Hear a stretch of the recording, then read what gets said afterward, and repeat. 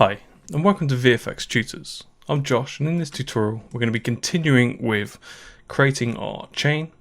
So in the previous one we just made this pretty basic chain link, and now we need to sort of create it all together. So there are multiple ways you can do this. The way I'm going to do it, I'm just going to use I guess a simple mesh network to sort of place it out.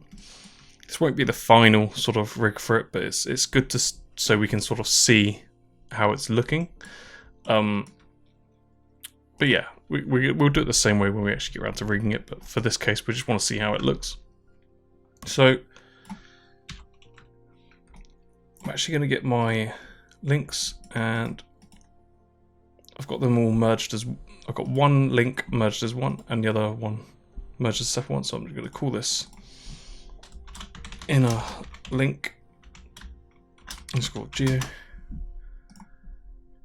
and outer link geo. I'm going to call this actually drive outlink,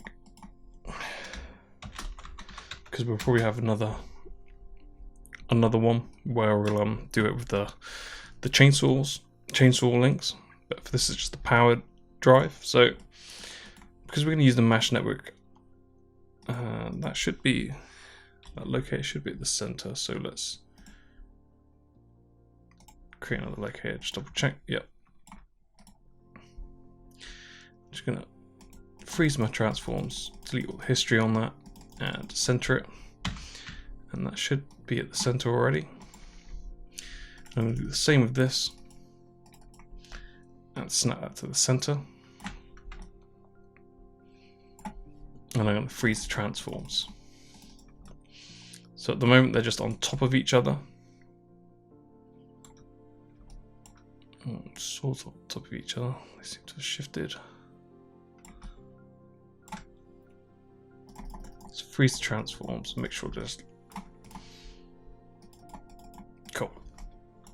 So that's all we need to do for these at the moment. And so what's all this?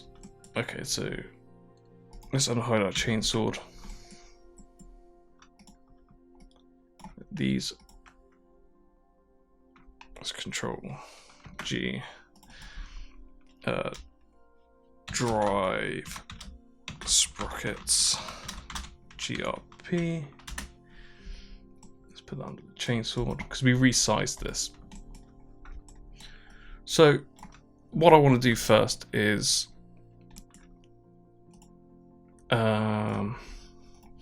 go to my orthographic front, and I need to keep this at the origin because it's just how the mesh network works. When you use mesh, your objects that you're sort of scattering over things need to stay at the origin. So the first thing that I'm going to do is just go, because we need to make it go around these sprockets, and we're going to use a curve. So I'm going to select a circle and rotate that 90 degrees. And I'm just going to move this over to get to perspective F. And I need to make sure that this is definitely in the center. So we're just going to hold V and snap that to the center of this sort of pivot. So it's looking pretty close already. We can sort of grab one of these. Let's grab the inner link. I'm just going to duplicate this.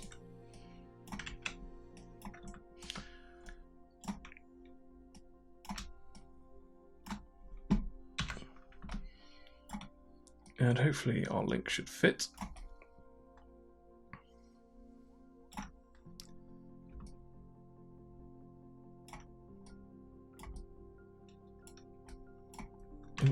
So all I'm doing here is placing this link roughly down in place.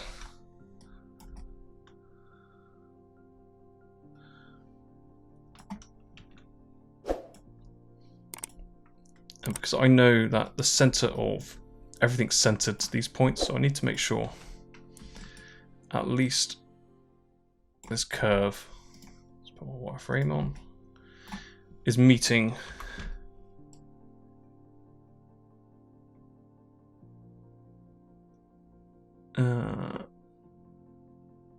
well, the center of it's here actually, so I need to make sure that that's there. But I'm just using this as a guide for now. So I'm just going to go to my orthographic front. And I want to sort of join this here. So the easiest thing I can do is just go to deform and make a lattice. Oh, sorry, a lattice. And if I select my lattice and my NURB circle, I can now rotate this roughly so it's the lattice is facing sort of direct towards here, so it makes it a little bit easier. So I'm going to go to my lattice shape here. And I need to add some divisions, not loads. So if I just look at 4, I need to make enough so I can at least adjust it at the point here, adjust it here on the corner, and adjust it here. So I need 1, 2, so at least 6 points of adjustment here, another, so I'm going to change this to 5, change it to 3. So I'm going to get the 1, 2, 3, 4. So 1, 2, 3, sorry, not 6, 1, 2, 3, 4, 5 points of adjustment. And that should give us a decent amount, and one in the middle for some sort of, if you want to make it, it's obviously not going to be tight, so we can make it wobble a little bit maybe. So make sure you're in your orthographic front. What I'm going to do is just going to turn my wireframe shaded off so it's easier to see the curve. So I'm just going to pull this. And we can always adjust this afterwards, it's not final once you've done it, so you will end up adjusting this probably quite a lot. So I'm just going to scale this. And what I'm aiming for is to match what we had up here. So I need to bring this one down. Ooh. To the middle. Let's scale that. I'm going to put a little bend in it, just because it just makes it, if it's straight, it just doesn't look right. Then I'm going to do the same here. Just going to scale this out until we're getting that shape again. It'll be quite hard to see, but we can get this in the middle of here because this is where it's going to be duplicated across this spline, so the middle of this needs to at least fit correctly, or as close as, like when it's running you're not really going to see any intersections, but it's nice to get it as close as possible. So I'm just going to try and equally distribute this. So we don't actually need that anymore, we can delete that.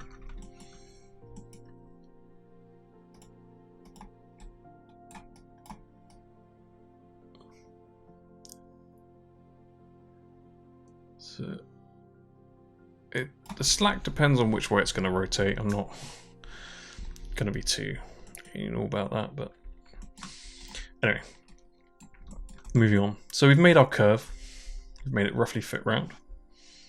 So we're going to call this drive chain curve.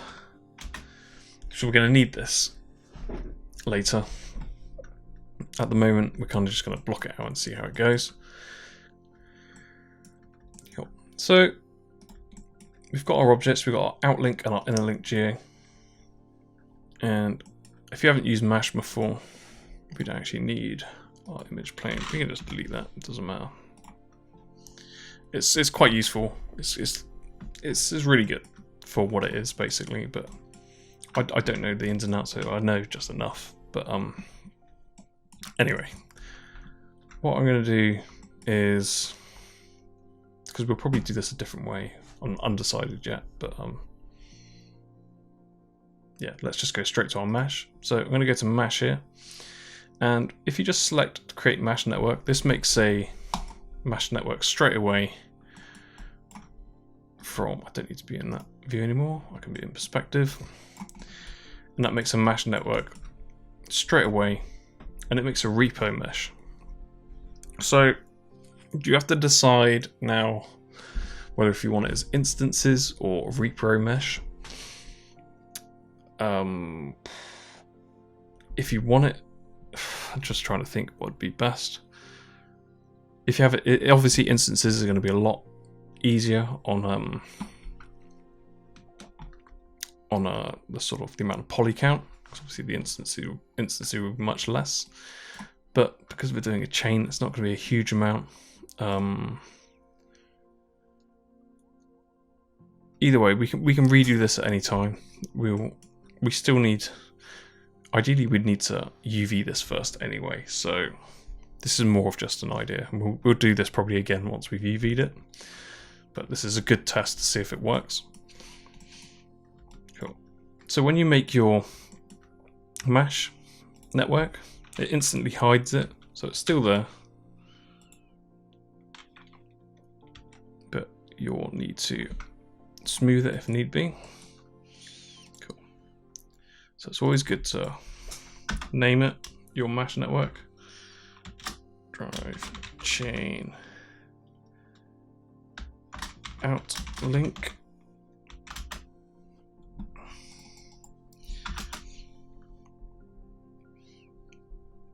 And what we want to do, we want to leave a number of points, but we don't want to distribute it along the X, we want to distribute it along a curve. So we just simply select curve. And we've got our drive chain curve. And if we middle mouse click, drag that here, it says mesh connected to D curve shape. So now if we look over here, we've got our chain link on our curve.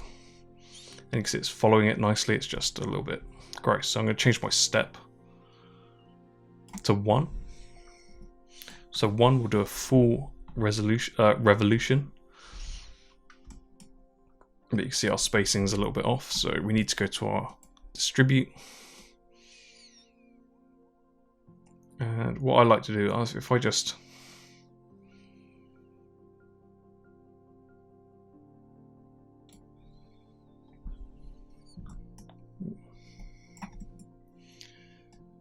select this until it sort of looks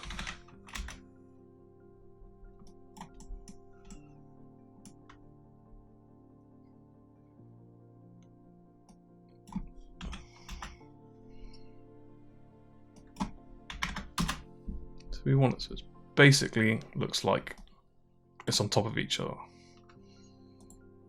So now we know that we could switch this to a, we'll see if it gets too heavy. I can't imagine it getting too heavy, to be honest, but you never know. It's my but so we've done our distribute, and we know that a full chain link is 30, but we don't need 30, we actually need 15. Because this is just our outer link. So let's go to our inner link. It's always good to just double check you've got nothing on here. And we'll do the exact same again. And we'll call this mesh D chain inner link.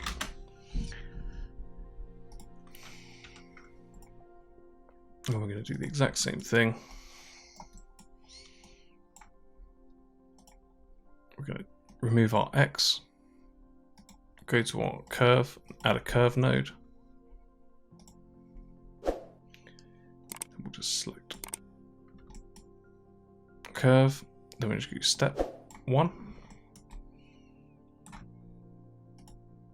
I'll change this to 15 because we know it's our first one was 15. It should be right on top of each other. So what we need to do is change our offset along curve. So this will probably be such a small amount. In fact, 0.1 was a pretty good guess straight out of the box. And now we've got this chain, which is not, I thought we aligned it, but we didn't. Luckily, if we select our lattice and our curve, this is the problem with when you use a repro mesh, it can be quite heavy, but it means you can probably, I don't know, we'll try instances as well, but for now we'll just leave it as a repro mesh. Probably doing it as instances is probably better, to be honest, but let's not worry too much about that right now. So if we actually, let's not rotate that, it kind of breaks it. So if we wanted to animate this,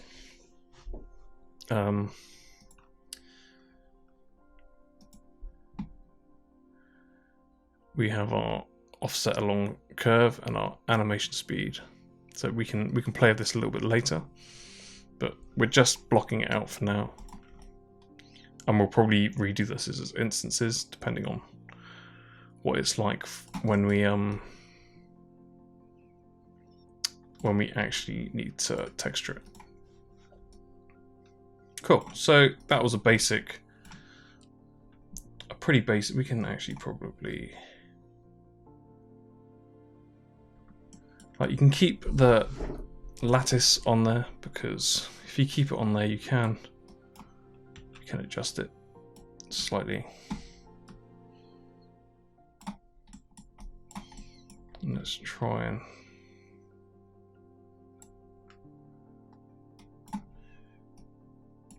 match this up a tiny bit better, see if we can get. But yeah, we're pretty much done with this, and this is just how I'm going to do the chains, and we'll do this a couple times. We're just blocking it out for now. So yeah, it's pretty simple.